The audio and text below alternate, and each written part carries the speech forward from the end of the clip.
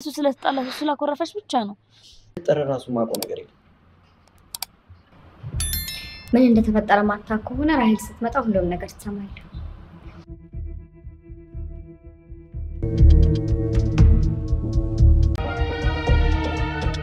ራሄል ጋሽ ግርምሽ ላይ አደገኛ ሰው ላከችበት የጋሽ ግርምሽን የድሮ የተደበቀ ሚስጥር በማውጣት ራሄል ለብሌን እናት ሰጠቻት ፎቶውን አስፈራሪበትና ተጠቀሚበት በማለትም እንደውም ደግሞ አቢሮ ድረስ ከባድና ለህይወቱ አስጊ የሆነ ሰው ላከችበት ራሄል አቢሮ የላከችው ለምንድነው ግርምሽን እንዳጠፋላትና ድርጅቱን አሁንም በራሷ እንዳዞርላት ስለፈለገች ነው በጣም ያሳዝናል አሁን ድርጅቱ በጽናት ስም ቢሆንም ራሄል ግን እንዴት ማጥመድ እንዳለባት መጀመሪያ የጽናትን አባት ወይ ማስወገድ ወይ ደግሞ የሆነ ነገር አድርጋ አሁን ጽናትን አስገድዳ በራሷ ስም ለማዞር እየጣረች ትገኛለች በጣም ያሳዝናል ከብሌን እናት ጋር በመሻረክ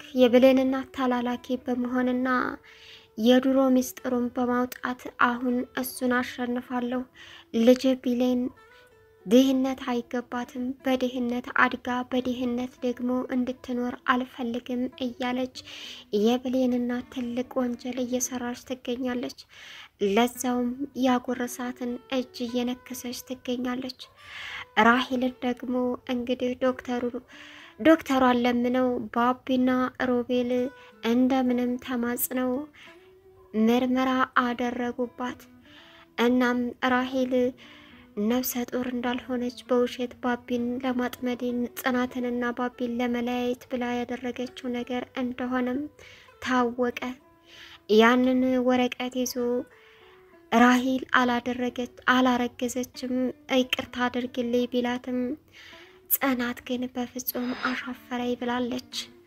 አይገርምም አሁን ራሄል ዋዛ አይደለችም አንደኛ እቤት ውስጥ የብሌንን እናት ትልቅ ጦርነት እንድትከፍተባቸው አዛ የብሌን እናት ማንክቶኝ እነሱን መቀመቅ ከትቼ ነው ትላለች ሌላኛው አሳሳቢው ነገር ግን ግርምሽ ጋር መጥቶ እፊት ለፊቱ ቆሞ ያስጨነቀው ሰው ምንድነው ይሄ ራሄል የላከችውና የግርምሽን ህይወት ከዚች ምድር የሚያሰናብት ወይም ደግሞ አግቶ ራሄል ድርጅቱን በራሷ እስከማድረግ እስከምትደርስ ድረስ ነው ራሄል እንግዲህ እቅዷ ምንድነው እኔ ማንንም አፍቅሬ አላቅም ራሴንና ገንዘብን ብቻ ነው ብላለች ይሄንን የተመለከተችው እንግዲህ የብሌን እናትም ደካማ ጎናቸውን የነ ጽናትን ፈልጋ ለማጥቃት ዱብንቅ እያለች ትገኛለች በጣም ያሳዝናል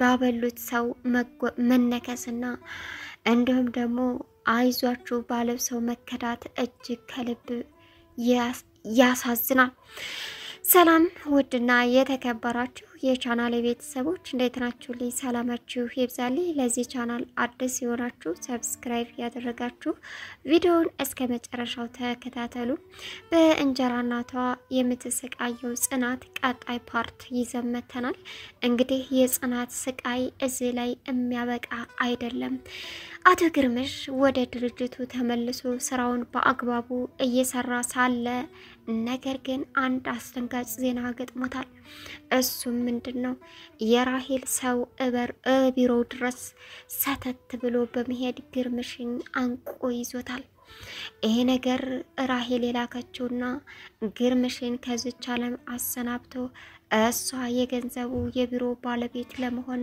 ስለምትጠር አሁንም ተደጋጋሚ ስራ እያደረገች ትገኛለች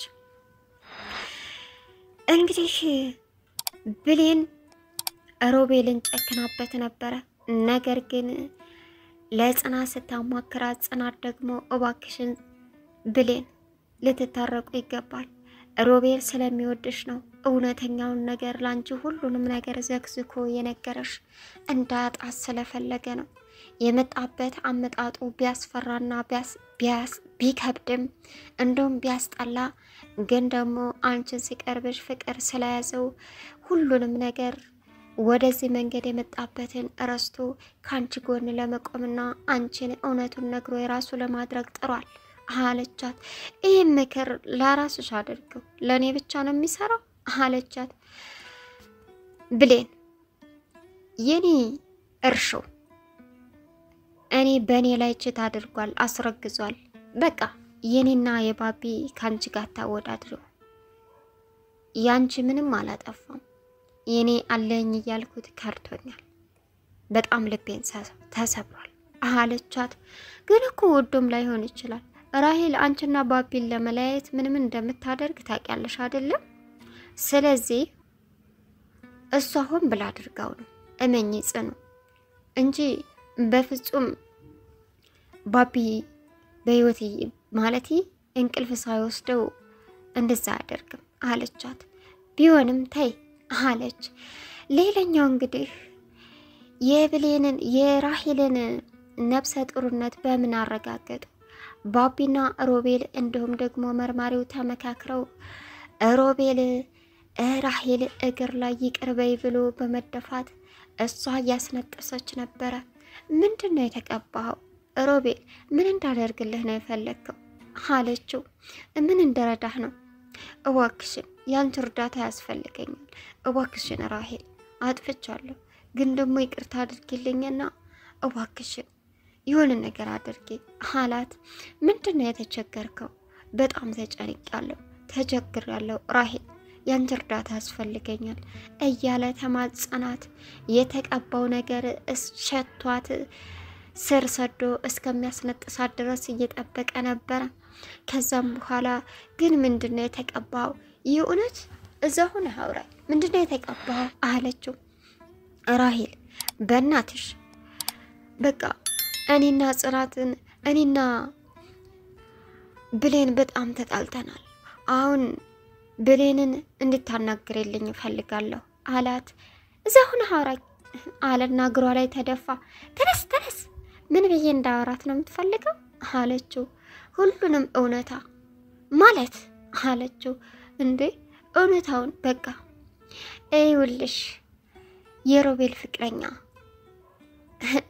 ሮቤል በቃ ተታሎ ነው እንድላት ነው የፈለከው አለችው። ብቻ አላት። ከዛ ማስነጠስ ጀመረች። ሮቤል መሳቅ ጀመረ። አስነጠሳት። ሮቤል ሐሳቡ ስለተሳካለት ከዛው ልቅ ብሎ ሄደ። መርማሪውም ራሄልን ጠራትና ቀጥታ ሐኪም ቤት መሄድ አለብሽ አላት። ማለት ምክንያቱም አብረውሽ ያሉት ታሳሪው እስረኞች አመልክተውና ክስ አቅርበዋል እና ተላላፊ በሽታ ከሆነ እኛ መኖር እንፈልጋለን። ከእስር ቤት ስንወጣ የራሳችንን ህይወት እንቀጥላለን። ስለዚህ ይህችን ሴትዮ አስመርምሮ በማለት ተናግረዋል ሲላትም እንደ ጉንፋን እኮ ነው ያዘኝ እንዴት እመረመራለሁ አለችው። ቢሆንም አላት። አልሄድም ስትልም እንግዲህ ይሄ የመርማሪ ነው ሂጂ አላት። ባቢና ሮቤል ዶክተሯን ለምናዋት ነበረ።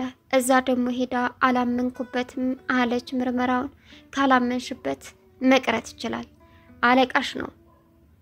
ተላላፊ በሽታ ቲቢም ከሆነ ሰው ላይ ታስተላልፋለች መርምሪ ያለኝ ስትላትም እና ታዲያ ደም መስጠት ለምን አስፈለገ? ሽንት መስጠት ቲቢ ከሆነ ደም ነው አለቻት። አይ እንግዲህ እኔ ስፈልግ ስትላትም ራሄል ሳትወድ በግዷ ሽንትም ደምም ሰጠች። ነፍሰ ጡር እንዳልሆነች ባቢና እንግዲህ ሮቤል አወቁ። ባቢም የሐኪም ውጤቱን ይዞ ሄዶ ጽናት ጋር ተገናኘ። ከዛም ጽናት ምን ልሰራ መጣ አለችው። ሚስቴን ፈልጌ። እኔ ሚስት አይደለሁም አንቺ ነሽ ሚስቴ። ሚስት አይደለሁም ሚስት እስር ቤት ናት አለችው። እዛ ጋር ሄድላት ስትለውም እዋክሽን ሚስቴ አንቺና አንቺ ብቻ ነሽ። ይሄን ወረቀት ምን እንደሆነ ታውቂያለሽ አላት። ምንድነው አለችው። አይውልሽ ይሄ ወረቀት ራሄል አውቃንና አንቺን ለመለያየት ያደረገችው ነገር እንጂ ነፍሰ ጡር አይደለችም አላት። ጽናት በደስታ ወረቀቱን አንብባ ከጨረሰች በኋላ ግን አንድ ነገር ትዝ አላት። በላዋ ላይ ችት እንዳደረገባት ይቅርታ አድርጊልኝ ሲላትም ግን እኮ ችት አድርገህብኛል አለችው። እዋክሽን አጥፍቻለሁ አላጠፋውም አልልም አላት። አይ በማለትም ጥላው ሄደች። ከዛም ከሮቤል ጋር እንግዲህ ተገናኝታ ብሌን ወደ ቤት ስትሄድም ጽናት ነገረቻት ስላለው ነገር ተገረመች። ከዛም እየተመካከሩ ያለ ስለ እርግዝና የብሌን እናት ማዳመጥ ጀመረች። መጣችና ጮኸችባቸው፣ መንጎራደድም ጀመረች። ግርምሽ ከስራ ውሎ ሲመጣ እንዴት ዋልሽ ሮማ ሲላትም ጸጥ አለችው። ሰላም አይደለሽም እንዴ ምን ሆነሻል ሮማ ሲላትም መልስ አልሰጠችውም። እንዴ ሲልም ደህና ዋልክ አለችው። እግዚአብሔር ይመስገን አላት። እሷ ግን እሱን እንዴት አጥምዳ ገንዘብ ለመውረስ እየታገለች ነው። በጣም ያሳዝናል። ብሌን እንግዲህ እዋክሽን እማዬ ያችን መልካማን በድህነት ቤታችን ያለንን ፍቅር ሰላም አትንሽኝ እናቴን አትንሽ ብትላትም እናትየዋ አሻፈረኝ ብለዋል። እንዲሁም ደግሞ ከሮቤል ጋር እንዳትገናኝ አስጠንቅቀዋታል። ግርምሽ በማግስቱ ቢሮ ቢሄድም ቢሮ ግን ትልቅ ነገር ተደቅኖበታል። ግርምሽ ቢሮውን በስነ ስርዓት እየመራና ቢዝነስ እየሰራ እያለ ነበረ። ነገር ግን የራሄል ሰውዬ ሰተት ብሎ ግርምሽ ጋር እስራ ቦታው በመሄድ ግርምሽን ሴት አርጎ ያዘው። በጣም ያሳዝናል። ግርምሽ ነገሮችን ተውኩ በቃ ሁሉም ነገር ሰላም አገኘ፣ ስራን ጀመርኩ፣ ልጆችን አስተምራለሁ እያለ ነበር። እናም ግርምሽ ብሌንንና ጽናትን የትምህርት ቤት ክፍያቸውን እንደከፈለ ነገረቻት።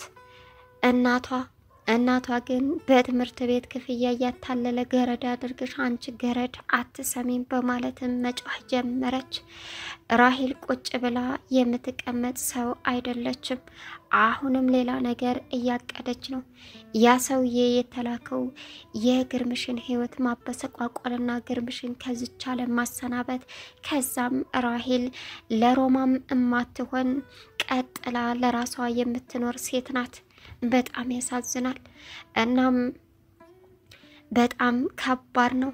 ቻናሉን ሰብስክራይብ እያደረጋችሁ ቪዲዮውን እስከ መጨረሻው ተከታተሉ። ከቪዲዮ ጋር መልካም ቆይታ